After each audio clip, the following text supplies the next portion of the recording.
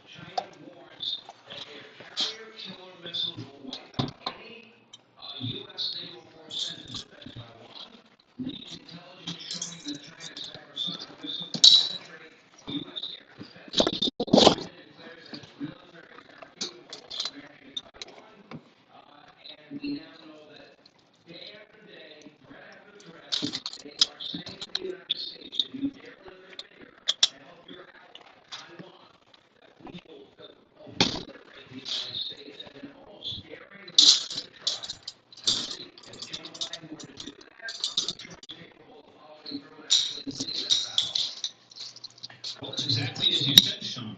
Joe Biden's weakness, incompetence, his fear, his incapacity, his senility, all of these things have caused our adversaries to go on the march. And we are witnessing the demise of America as a superpower. We are witnessing the end of the era of American dominance on the world stage, all because of Joe Biden. And he's doing it in two ways. First, he's destroying our economy at home. The whole world sees the U.S. dollar eroding. They see the U.S. manufacturing base receding. They see the quality of life in our country going away. And they see a military obsessed with wokeness over victory. And then abroad, they see indecision, paralysis. They see a complete inability to make and execute a decision with even a remote degree of competence, beginning with, of course, the unfettered catastrophe in Afghanistan. And if we continue on this road, Sean, China will replace America as the dominant power in the world. That's a scary thought, Pete. It's happening right before our eyes, and we don't have a president wise enough, smart enough, strong enough to make the right decisions at a very critical juncture in world history. That's frightening. Pete Hegseth, Steve Miller, thank you both. All right. We now turn to another breaking news story tonight. Former President Trump is now suing Michael Cohen for a whopping $500 million, alleging multiple breaches of his attorney-client relationship and sources that are spread by Cohen for the purpose of slandering Donald Trump. And tonight, a disturbing report out of the Manhattan DA's office, where another envelope containing white powder was sent to Alvin Bragg. Thankfully, the DA's office confirmed in a statement that the powder was non-hazardous. Let me to be clear. There's no place in this country, in our country, and for this type of behavior. And I will tell you, I had the same experience myself. And I had an assistant open up an envelope with white powder. And the hours and hours of fear and torment and worry and concern and testing, it's not fun to say the least. These threats have got to end. There's no excuse for threatening a public official or somebody that's in the public eye.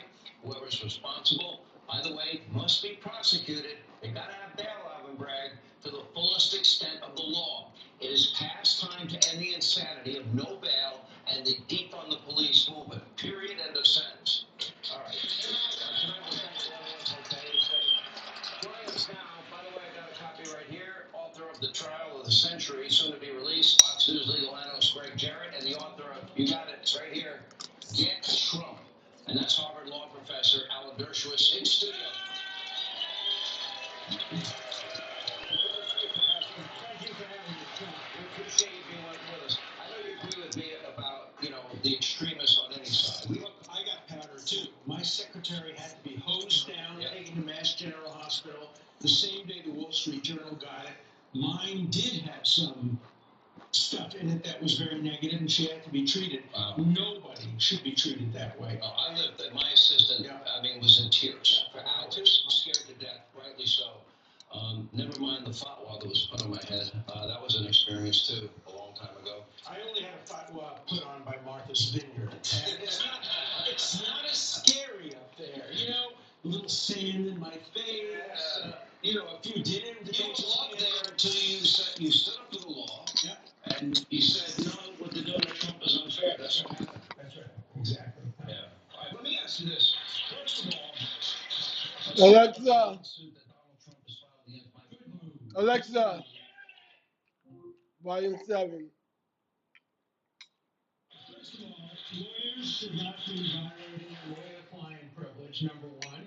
Number two, he gets discovery if he survives a motion to dismiss, and he's going to be able to find out things that the government wouldn't turn over to him in a criminal trial. So I think it's a very smart argument. Are you assuming that he's preserved all this information, and isn't it likely that a lot of it doesn't exist? Well, it's very hard these days to hide things forever. With the internet, with social media, if you get the right people, you can get things that people think they've hidden. So I'm glad we're going to get to the bottom of this. Look, transparency is essential. If people have nothing to hide, they shouldn't be worried. Let's bring in Greg Jarrett. Greg, your take on Trump's suit against Michael Cohen.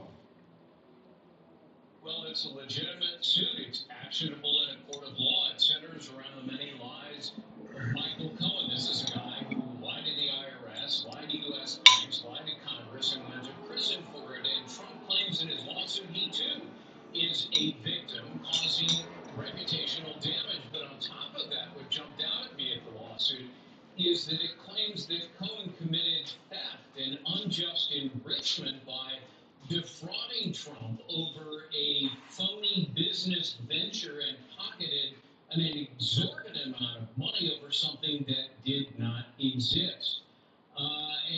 On top of that, there's also a breach of fiduciary duty, which is pretty darn clear with Cohen, and breach of contract. It's bad enough that prosecutors called him a greedy liar, and the judge who sentenced him said he committed a veritable smorgasbord of fraudulent crimes and deceit. Can you imagine a district attorney using a guy like that as his star witness? The problem with inveterate liars is you never know when you're getting scammed, and it's hard to tell the jury, believe this guy. He's told so many lies you would need a calculator to keep track of it. And so it raises ethical questions. A district attorney cannot put a witness on the stand who he reasonably believes may be lying to the jury. Now, how can Bragg put this man on the witness stand? He's an admitted liar and a convict. 12 people, I vouch for him. Now he's telling the truth. Cohen wrote to me recently because I threatened to sue him because he told a lie about me. He had me on Jeffrey Epstein's island with young people. Never been anywhere with young people. You were on Orgy Island? That's what he said. That's what he said. Just asking.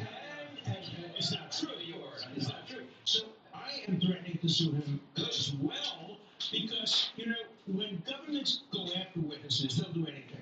They'll twist, they'll turn, they'll threaten relatives, they'll threaten everything. It's about time a defendant said, I'm going to fight back. I'm going to sue the person, and I'll get the stuff with you. Let's even the playing field. Let's level the playing field. Last question. Will Bragg's lawsuit against Jim Jordan hold up, Greg Jarrett? No, it won't hold up. The judge will not grant a temporary restraining order. It is so amazing that Alvin Bragg said this is an unconstitutional attack on his unconstitutional indictment. And then he also said, if I answer questions, it will disclose secretive, confidential communications. Well, his assistant wrote a tell-all book disclosing all the sensitive, confidential information. So this is a lawsuit that will not succeed. All right, Greg's book is coming out shortly. This book at Trump talks about all the cases legally that Donald Trump is facing.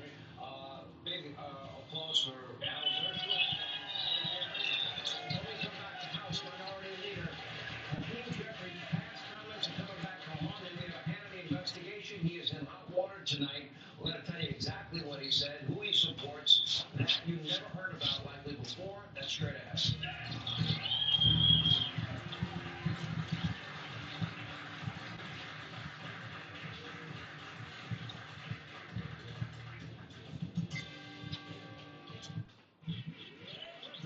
Well, tax season here, folks, and you know.